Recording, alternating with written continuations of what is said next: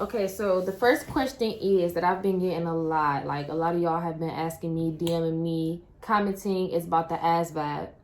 One thing about the ASVAB is do not stress it. Like, you stress it, you gonna, like, double guess yourself, and it's just, you make it harder than when it really is. Like, but for my ladies out there, definitely study the mechanics and car parts. Like, that part blew me. Like, I was just on the test. Like, I got a car on about tools and stuff. There's like about tools that fucked me up because, and it's not like hammer, screwdriver. It's like other shit. Yeah, it's like car parts. Like, make sure y'all, like for my ladies out there, even the men out there that don't know really, about cars. That shit too fucked me up. Yeah, like mechanics is what's gonna kill you. Like, it's like, what is it? It's science, math, mechanics, arithmetic. It's like 5 sections. Yeah, so just study and get books at the library. That helps. The apps, like she was saying, the apps on your phone constantly take the same questions and the same test over and over again, so you can get it like memorized and like you just know like what's coming. But you, like I said, you really can't study because it's like it's off of knowledge. Like it's not off of what we taught you in class, like school or like high school or whatever. And you know what? As long as you pass, like if you want to retake it, you can retake it. But it's hard for people to even pass. So for you to pass is like a accomplishment within itself. Yeah, because one of my friends and my cousin, they can't pass it. Like they've been trying to join, like they just can't pass it. So. And I don't know if it's a limit or is it a limit? How many times you can take it? I don't think so. I just know they spread it out in time, so it's just gonna take longer for you to join. Like, yeah, it's just gonna make the process longer than what it needs to be. Because if the process is already long, if you're not fresh out of high school, you're going through the DEP program, which is the delayed entry program. That's what I was in. I was in DEP as well, and you literally go through so much paperwork, so many meetings with your recruiters, and it's such a long process. It took me 6 months to get in the military. I signed in August. I didn't leave till March, so almost a year. So if you want to do this Air Force or the military, start knowing what you want to do. Don't just start. Wait for it to come. It's gonna be a process. Like before you even sign paperwork, it's gonna be about 6 months. So if you want to change your mind at any time. And you can also go to the recruiters and take the practice one there. So if you're talking about how's the ASVAB, like you can go take a practice and not have sign anything. Like you can just go see and where you're at, see where your head at and stuff. And he'll be like, okay, take some time, talk to your family, see if this is what you want to do, and then you continue. He signs you up to go to MEPS, and then you start your shit. Yeah. So ASVAB, don't stress it. Study what you can. Do the mechanics and the arithmetic and all of that stuff, and you'll be fine. Don't overthink it. Don't overthink it because you will stress yourself out. And the apps have like little questions. Go over those. Practice. Like go over stuff you think you don't know, and know what you know. Basically, do we pay rent? So we live in the dorms. Me and her, we both live in the dorms on Spangdahlem. No, we do not have a rent. This is all included in the Air Force. You live here. You don't have to pay rent. Only thing you have to pay for is food if you want to, because technically you don't pay for food because they pay for the DFAC, which is like the cafeteria. You can choose to eat there and not live for free. Buy anything, but it comes out of your check still, right? Yeah, but so might as well eat there. But the food is good in the Air Force, so you're still gonna buy little things here and there. Because I still buy groceries. She used to buy groceries like. There's like a little store, right? Like the convenience store, shop and another place where you can buy like wings, pizza, burgers. So like you're always always food everywhere. Trust me. Friendships in the military. Let me say this: your friends back home and your friends in the military are always going to be two different types of friends. One thing I can say, nobody in the military can like replace my friends back home, and my friends back home can't really replace my friends in the military, because we on 2 different levels and it's 2 different bonds and it's 2 different type of conversations. We can relate on stuff that me and my friends back home can't relate on stuff, just because we live the same lifestyle. So and we go through everything together. Like, we know what it's like to not see our families together. To not see our family because of Corona, you know. Like we know what it feel like to just be. What's the word? Because we like both AB, airman basic. Yeah, like we know what it feel like to be like the new kids on the block. New airmen. Yeah. So like especially on a small base, people already knew there's new people here. Like they were telling me like that there was just us. So it's like when new people are here, and it's just crazy. Like they know you before you even get here. Yeah, like they already knew we were coming. People knew my name before I even got here. Like. Exactly, and they find you on everything so fucking quick. But just know who your friends are and who's just trying to get at you, and it's like it's just different. And one thing I can say is watch out for jealousy. Watch out for people who be hating on you because they would do anything to get you in trouble, anything for you to get kicked out. Yeah. So really watch who you call your friend. Really watch who you surround yourself with. And don't trust everyone. Don't be vulnerable. Because it's so, don't be vulnerable. It's because it's crazy because you come here and everyone could act like someone else because there's no one here to back them up on how they used to be back home. So you can they all put on this act. You can literally come to Germany and act like a brand new person. So you don't know who's being authentic, who's just trying being real. And one thing I can say, you never know. One thing I've learned is that you never know who you're sitting next to if you're not in uniform. You could be sitting next to the chief master sergeant and you don't even know it. That's crazy. So watch what you say. Watch how you say stuff. Girl, because I be saying stuff and I be sitting next to an officer and I be like, look, you know. Just watch what you say. Never just, say your information. Like, really just be cautious because out of uniform. And people could look young as fuck and they're like a whole ass and they're lieutenant. A whole officer, a whole lieutenant. Like, just be careful what you say and how you act and how you carry yourself as an airman, as a person, period, as yourself. Like, you don't even got to be an airman. How you carry yourself, period, as you.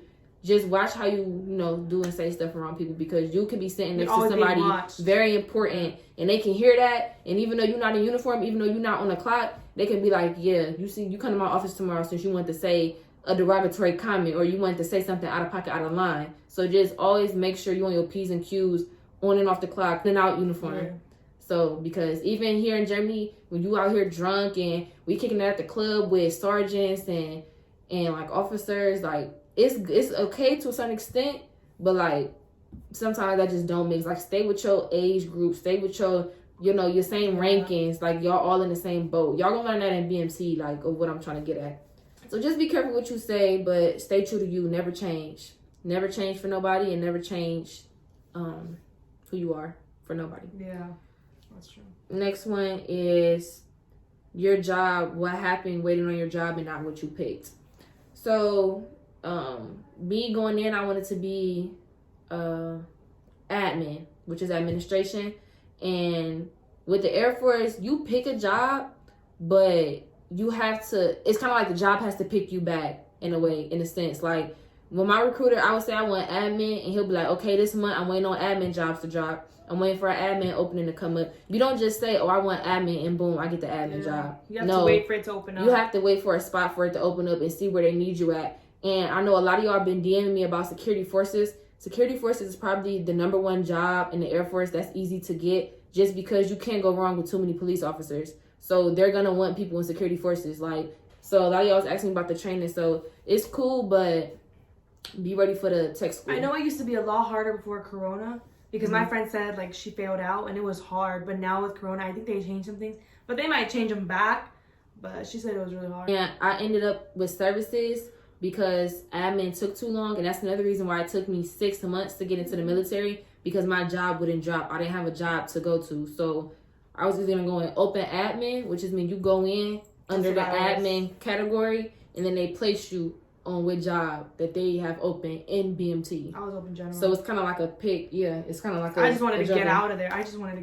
Yeah, it's like you can go in open admin or you can go in with an admin job like personnel or material management, which I know some of my friends are in that. So it just all depends on what job you want, and that also ties into your ASVAB score. So score high on the ASVAB and you'll get better jobs. Mm-hmm. Not saying that the people that score low, because I ain't gonna lie, me and her, we did not have, fantastic scores, and we both have a decent job. So, just really study for the test, and if you really want a good job, get a good score. Just practice, and if you want to take it again, you can take it again. I just didn't want to retake it because I didn't want to wait. So I wouldn't even say good. Out of there. I wouldn't even say good. Let's say easier jobs. Yeah. Easier, because the higher your score, that's more like the more technical, harder jobs. I wouldn't even say good because all jobs in the Air Force are good because they all contribute to the mission in the Air Force. So I didn't mean to say that. Joining the Air Force is a good stepping stone. So basically, I was fresh out of high school, and if you don't know what you want to do with your life, or you just sick of working a 9 to 5 every day and you just want to get away from home, this is such a good stepping stone because it gets you financially stable. Independent. It teaches you how to be independent, and it gives you that that's like just that stepping stone, just that extra push, that extra boost. Because even when you get another job later on, it shows you're in the Air Force. They're already like, and they know you got that discipline. They know you got that. Oh, she could be to work on time. Yeah. Or she not gonna And my recruiter even told me this one thing. He's like, when you get other jobs, who do you think they're gonna hire? Someone who used to be in the military or just a regular civilian? Mm-hmm. And I said, well, me. And he's like, why? And I don't know if it was a trick question. I was like, because they trust me. Like, he's like, I don't know what the reason is. You could think something else. You could think something else. I could think something else. It doesn't matter because you still win. And that's true as fuck. Like, it doesn't matter how you got it. You're still ahead of the game. So just to have that background, just for them to see you were in the military, like, for whatever reason they give you the job, whether it's they trust you more or like discipline, you still win. So it's just better to have it. Even if you do 4 years, 8 years, it don't matter. 20 years, you'll all rank up. Yeah. You're gonna rank up. Okay, next question. For the phone calls, did you use your own phone? So I'm assuming you're talking about BMT. Yes, you use your own phone. And another question I seen was, do they take your phone right when you get off the plane? Yes and no. Because so basically, so to answer the one question, yes, you use your own phone in BMT. 2, so like when I got to the airport, which was in San Antonio to go to Lackland Air Base, when I got to the airport, it was like a up and a downstairs, and we got dropped off at the upstairs. And then when they gave us like our voucher card or whatever, and we would eat or whatever, and then you went downstairs. We didn't even know. We was loud on FaceTime and everything. We went downstairs, and you already lined up and standing at attention, ready to go on that bus. So when you get downstairs and they get to lining you up, they say turn your phone off and put it in your bag. So we put our stuff in our bag, turn it off, whatever. A lot of people don't turn it off because they think it's a joke. Everybody is not, like, when they get there, everybody's not like, oh, let me snap out of it. Like, everybody still thinks it's a game because it's like we still chilling, we still going to the airport. Yeah. And then when we got there, we didn't get our phones taken till 2 days later because you have to go through a whole bunch of, like, rules and, like, a whole bunch of briefings. They don't even be thinking about your phone, honestly. But then, like, once you get settled and you get to, like, your uniform and stuff, they be like, okay, everybody take their phones out. You gotta, like, label everything. Labeling, oh my God. Mine was a little different because I didn't go on a plane. I lived in Del Rio. That was 2 hours from San Antonio. So my parents drove me. They got a hotel there. I was already in San Antonio. Like, we drove there. Lucky. That's lucky. So they took my phone, but the next day, when they were in the room with the TV, like the screen. Day room. And we had our backpacks with our shit. Oh, yeah. That's when like, you first get there. Ziploc bags, and they said put all the electronic stuff in there. Your charger, but it's still in your possession, though. Headphones, phone, watches, anything. You label it in a bag. Anything that you can use to communicate to the real world. Anything technology, headphones, chargers, you put it all in that bag. You label it. I think we still kept it.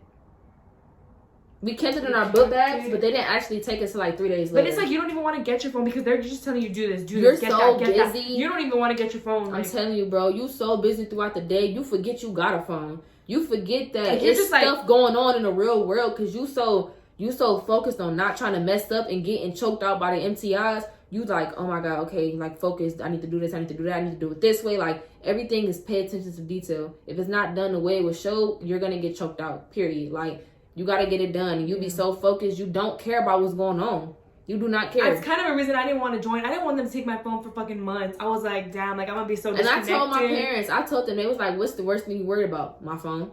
Like, I would be disconnected. You be like, I got a phone. Like, when you get ready to go to tech school, they give you a phone. You be like, oh, you want to catch up on everything. Everything. Like, when I say, I literally woke up at 3 in the morning when I was at BMT. I woke up at 3 in the morning to go to my tech school. When I got my phone at like 2:30 in the morning, when I say I couldn't, my eyeballs ain't leave my screen for like 3 hours.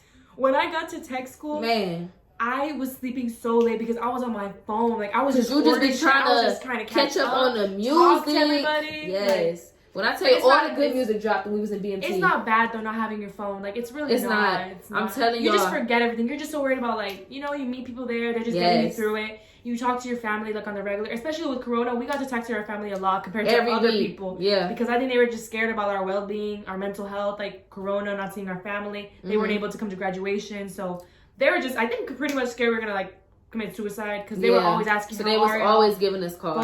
Phone call. So we got pretty lucky, but we still didn't get to see our family. So. And another thing is like in BMT, what really made my experience 20 times better, I found a small group of girls and we became sisters. Like it became a sisterhood. Like y'all get in there and y'all become besties. Y'all know each other and y'all help each other and y'all got each other's back. And we still like sisters to this day. Like, them probably gonna be my kids' auntie. Me and her weren't even in the same flight. We weren't even in the same flight, but I think everyone just gets crazy. You just get a group of girls and and it's like y'all all going through the same struggle. Y'all all missing the same people back home, and it's like we in this together. Let's do it together. Y'all go to PT together. Y'all do everything together. When I was literally your wingman, like your hitman, y'all know y'all go to the bar. Y'all be like, "Hey, come to the bathroom with me." That's literally how it is in BMT. Like come to the bathroom. No, like when you have to go to the MTI's office, you have to have someone with you because you need a wingman all the time. You cannot be an MTI. I mean, by yourself with an MTI. Yeah. Even just to talk to them in the room. It's the wingman policy. You have to you'll be right here and you turn to the side. There has to be someone, even if they can't see them, there has to be someone there. So we're like, hey, can you be my wingman? Like, to talk even to them? Like, even hey, period. Like, even like you go walking, like anywhere. To leave when I say one thing, I'm gonna say this: like when you leave your home to go to BMT, you're not gonna get privacy for a very long time. Especially if your tech school be like 8 months, 9 months. You're not gonna have privacy for a very long time because you live with 50 other girls in BMT. No privacy. Y'all all shower. Y'all all shower and shit together. Then you get to tech school and you have 1 or 2 roommates and y'all have to live together. Y'all have to learn how to live together. So you're not gonna have privacy for a long time. The only time I got privacy is when I went operational. And thank God my job, tech school, was only like 15 days. So I didn't have to deal with tech school for that long. But I'm telling you, you're going to lose your privacy and you're going to get so used to being around people that you're always going to be, it's going to become a one. You're going to always want to be around people because that's what you're used to. That's what, like, privacy is not going to be a thing for you anymore. You have to, like, low-key, like, get back into that. Yeah, and it's not even bad, though. Yeah. You get used to it. It's kind of like, I low-key miss BMT. Like, I tell my friends every day, like, me and my flight just got back cool.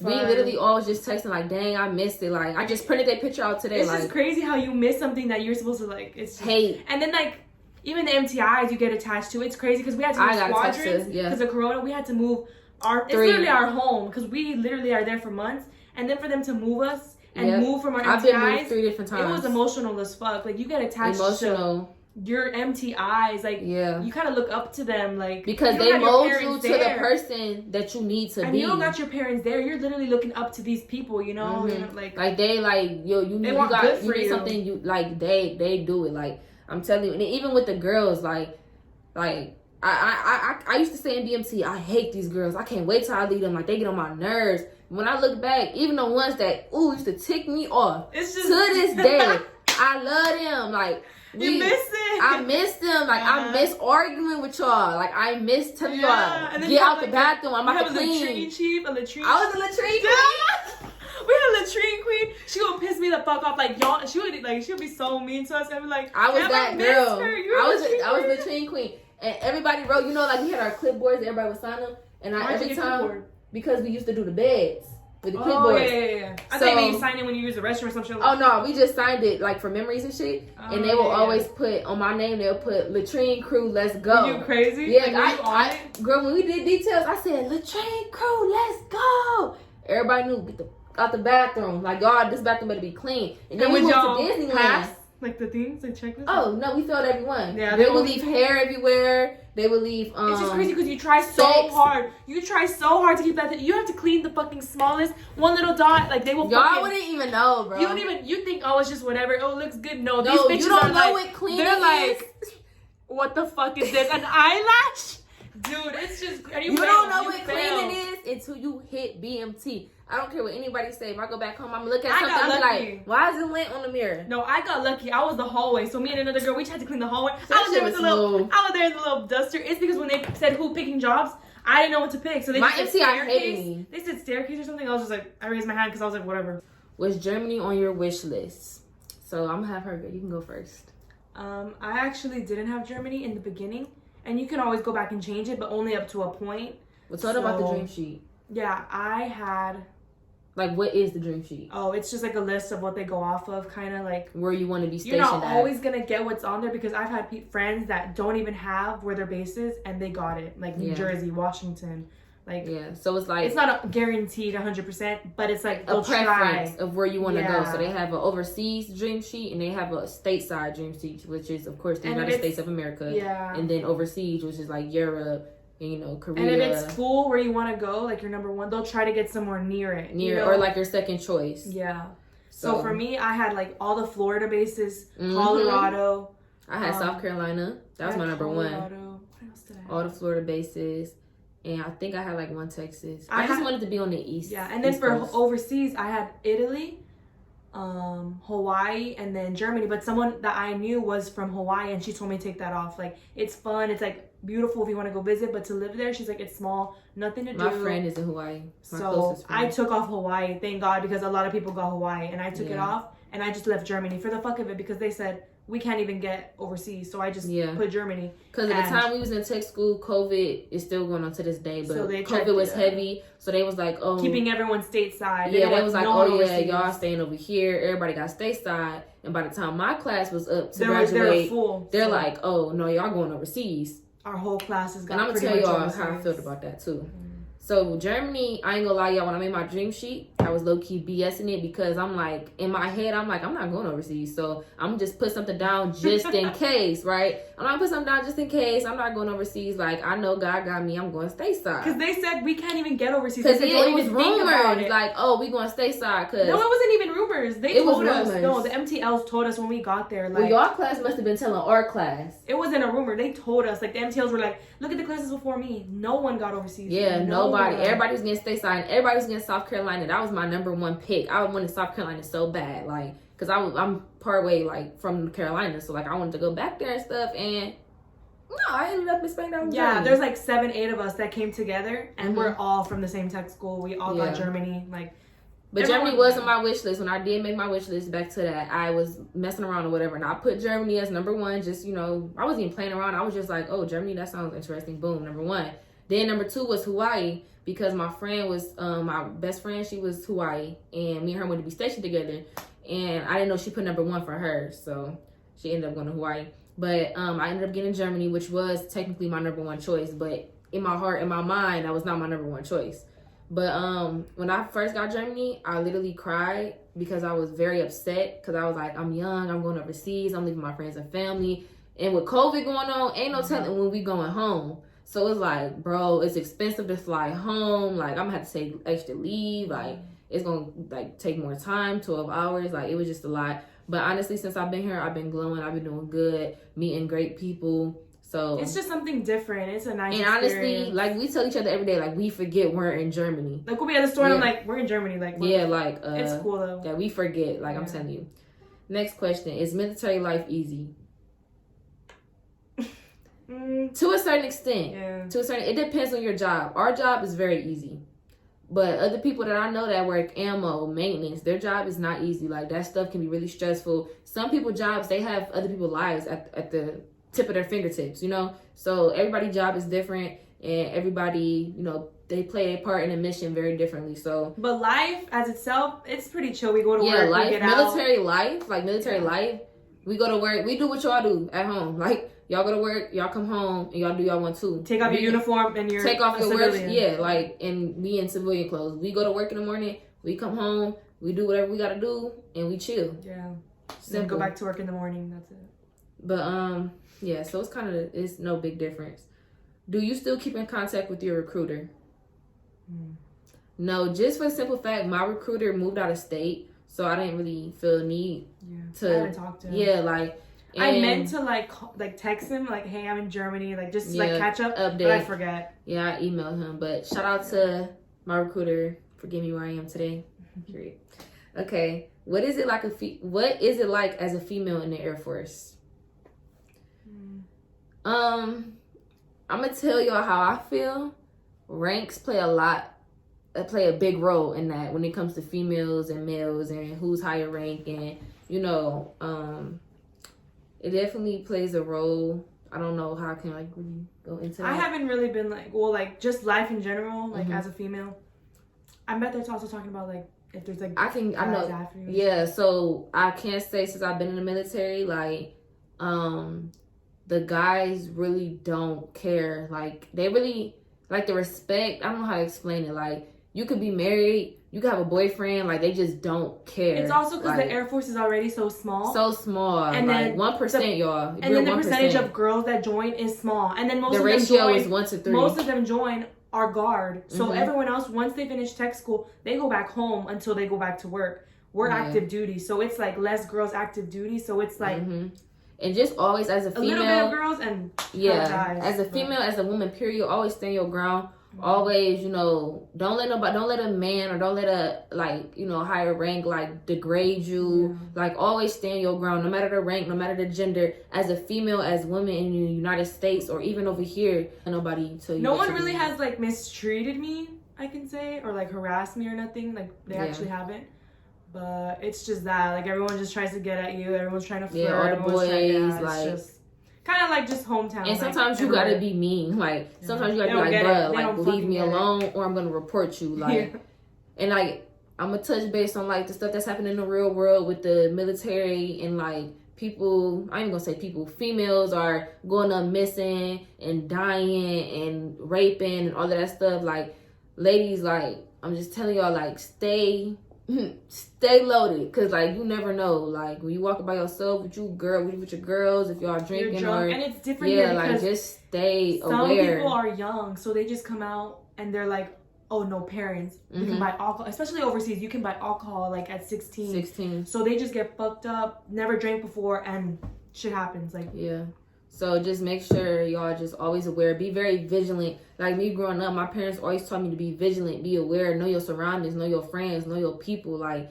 don't just be going out kicking it with a whole bunch of, like me, I kick with a lot of guys. So I'm always vigilant. I'm always aware on like who I'm around and like if a dude is genuinely my friend or if he's trying to get at me. I know when I have a guy friend and when I have somebody that wants to be my friend but is low key crushing on me and want to get at me. So ladies, just be aware, know the difference. Don't be a dumb blonde out here, you know. Don't be like oblivious to the world, you know, because there's a lot of stuff happening. So I ain't even gonna say for this question, what is it as a female in the military, just females in general, a little spiel for y'all. Like, you know, just stay alert, man, because people's crazy out here. And they always try to take advantage of females because they think we weaker, we weak-minded. No, stand your ground, know your worth, and get to that bag, period.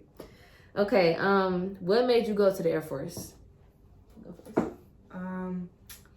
I actually was just working in my small ass town, and I knew from day one that I did not want to live there for the rest of my life. Like, that shit is a small ass town, nothing to do, everyone knows each other, just trying to get out of that. And I worked like little jobs here and there. My first job was the movies. I worked at j.bxby. I was a daycare worker, like, and it's just getting paid minimum wage for like doing like the actual work. I took care of 12 3-year-olds, and I was just like, bruh. I went to school for a little bit. I was like, I don't want to be here. Like, I didn't want to be in my hometown. And I personally, like, one of my friends joined the Navy, and I caught myself asking her hella questions, and I was like, I thought about it, and that light bulb went off. Like, like, oh shit, I have another option. And to me, that was like the fastest way to get out of there. And when I went back home, I talked to my stepdad about it, and I talked about the Navy, and he said, if you join any branch of the military, you're joining the Air Force. And he's gonna want the best for me, of course. So I thought about it first, talked to a recruiter. My recruiter was chill. He was like, he wasn't trying to get me like the Navy people. Those Navy people found me on Facebook like that same day and messaged me. Oh, they be on it. And the Army people try to get you too, and that's when it's kind of like, okay, why are they trying to recruit people so bad? The Air Force is so much like, go home, think about it, talk to your family. They're not thirsty. Because they're not thirsty because everyone wants to join the Air Force. It's more harder to get in the Air Force. Like, back to the ASVAB one, if you even pass the Air Force ASVAB, and like, not even the ASVAB, it's also like physically too. Like, there's so much, like, there's so many things that can stop you from joining, like medically, like, they're so strict. So so when you gotta be top notch, like, even when you going through like medical and stuff, like, make sure y'all are healthy, make sure like nothing wrong with y'all, you ain't got no long-term like diseases or kind of like health conditions, like, y'all just, because there's people it's that gonna don't take you a long time. And there's people they don't find out something's wrong with them until they join. Like, we were taking them in MEPS, and then people are finding out they're colorblind. Like, when they're reading that book and it shows you the letters in color, they're like, what color is that? And they say orange, and they say, you're colorblind. I was like, what was it called? I was listening at the thing and you gotta see how far it is. The deception test or something like that. I was like, depth perception. It's like you see these little dots, like that, and you're able to see if you could see far or not. Yeah. Like, and how far are they? Like which one's closer? Yeah. Which one's closer to your eyes? And I failed that actually. I got 100% on that. Nope. I have very good eyesight. I was like, no, mine sucks. And I was like, so you're telling me these are all like these aren't the same because they look the same to me, but I still fucking made it through. Okay. It's just little shit that like points you down, you know? Yeah. So next question is, how did you have to adjust to the military life? You do all that in BMT. Once you go through BMT and you come operational, you go to tech school, you're going to be so molded and you're going to be so disciplined from BMT that you're going to want to do the things they taught you in BMT. You're going to want to fold your clothes the way they told you to fold your clothes. You're going to want to wear your clothes the night before, so when you get up in the morning, you already dressed and ready to put your OCPs on. Like, you're already going to have that self-discipline that you're not even going to realize that you're adjusting because you've been doing it for so long on a consistent basis at the same time every day. You're not going to realize that, dang, this is my life. Dang, this is what I do. Still to this day, I'm operational. I've been operational for almost 3 months now. I still go to sleep in my OCP shirt. And people that's been out the military or people that's been through BMT, you gonna know what I'm talking about. You gonna adjust real quick. You're not gonna have a choice but to adjust. But that's what BMT is also for. It gets you used to your sleep schedule. Go to sleep early. Military as fuck, life, period. Wake up early as fuck with the alarm. Like, yeah. Sometimes you even put your socks on at night, so when you wake up, you're already halfway done. Like, yeah. Because you'll know when you go to BMT, you'll understand. You'll understand what we're talking about. You'll understand. And y'all, I want y'all to watch this video after y'all go to BMT. Y'all can be like, oh, you see what I'm talking about? Yeah. Okay, next question. How did your parents feel when you told them you wanted to go? My parents wanted me to go. My dad is prior Marine, so I come from a military background. So it already ran in my family. So they wanted me to go. And I just feel like, me personally, if you ain't got no scholarship or if you don't got the money to go to college, it's a waste. So this was my only, I wouldn't say my only option, but this was my best option. How did your parents feel? My stepdad actually wanted me to go because he was in the Air Force, but only for 4 years until he met my mom. And she didn't want him to re-enlist, but he was happy. He was like, go, like, it's going to be so good for you. He was trying to help me look online, all this shit. He was the one taking me to MEPS. My mom, she was happy, but she was like scared and sad for me to leave because it's just the distance. Yeah, and she's always been like kind of scared because I'm always been independent, like not scared to do shit. Like, I just want to go, I want to leave. And she always knew I didn't want to stay home. So for her, it's kind of like, damn, she's going to go over, like, leave. Like, well, she didn't know I was going overseas, but she's like, she's going to leave. She's not going to want to come back home. Once she's gone, she's gone. Like, but we all home. Like, we realize in the military, like, home is home. You want to go home. So, next question. Like, we still haven't seen our family since we joined. And I can't wait to surprise them. Like, when we're able to leave, I'm not even gonna tell no one I'm going. I'm just gonna show up at the door. Y'all stay tuned for that vlog. It's gonna be lit. Show up at the door. Like, it's gonna be lit. Hey, y'all, my friends and family back home. Hey, y'all, stay tuned. Stay tuned. All right. What's your favorite part about the military? Honestly, my favorite part, which is weird because it's really not like me, but is meeting new people and new cultures and different walks of life. And, traveling for sure. Because I'm a busybody. Like, I love traveling. Since I was a kid, my parents instilled that in me. We always been a travel family. So, like, I just love traveling, the different stuff out here.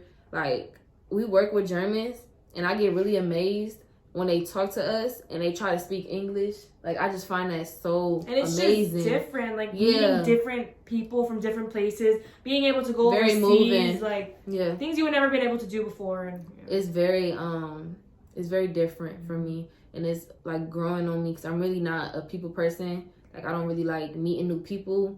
Like, it's hard for me to, like, just blend in and, like, unless I know these my people. So, like, I mean, it's different, but my favorite part is meeting new people and actually liking them.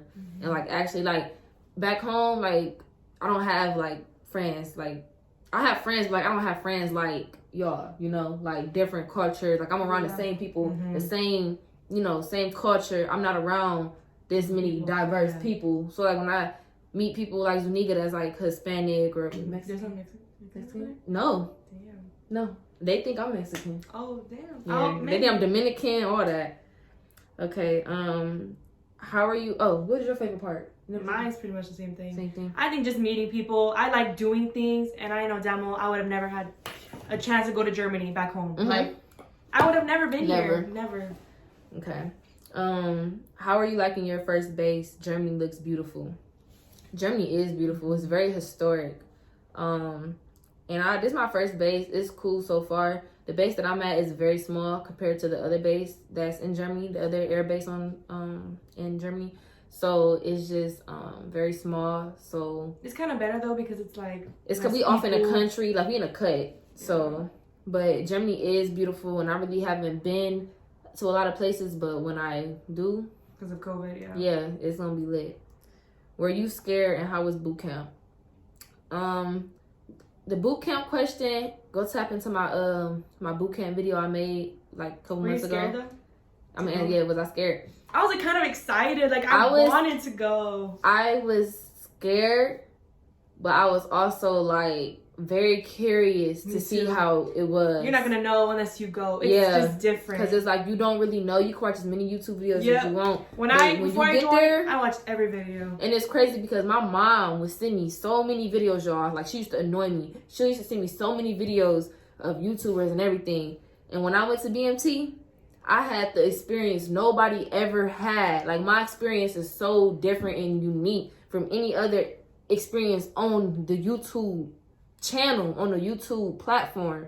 Like my experience is like no other, just because I went through COVID. I went through not seeing my family. I went through wearing masks in 90-degree weather. I went through going to beast and having to wear something over your mouth, can't breathe. Like I'm telling you, like my experience was so different. So like I'm not gonna sit up here and tell you like, oh yeah, they probably changed shit from what we went through. Yeah, and it's like stuff changed. Like in the military, you're gonna realize stuff changed about a second. What do they always tell us? Like flexibility. Flexibility is the key to manpower or some shit like that. But it's true, flexibility. It's like they could change things in 5 minutes. Like, okay, this. Oh my god. This concludes the end of this video, J-Fam. Thank y'all for tapping in. Thank y'all for subscribing. Thank y'all for always supporting me, commenting, and stay tuned for the next video. Drop in the comments what else y'all want to see. And I want to thank my girl Zuniga for stepping in and helping me. All right, y'all, due to technical difficulties, we got to hurry up and close this video out. Because her phone keeps cutting off.